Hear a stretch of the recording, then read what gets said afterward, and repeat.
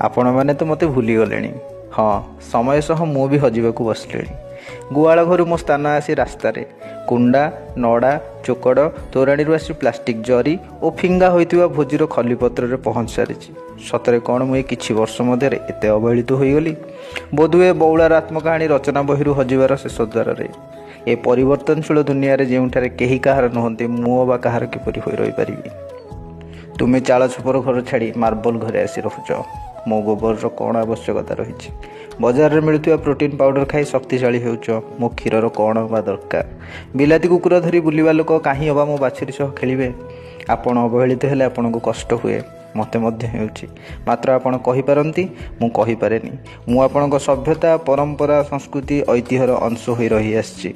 ମୁଁ ବିଲୁପ୍ତ ହେବା ପୂର୍ବରୁ ମୋତେ କ'ଣ ଆପଣ ଆପଣେଇ ପାରିବେନି? ଏ ପ୍ରଶ୍ନବାଚୀ ମୁଁ ସୃଷ୍ଟି କରୁଛି ଆପଣମାନଙ୍କ ପାଇଁ। ଜୟ ଜଗନ୍ନାଥ।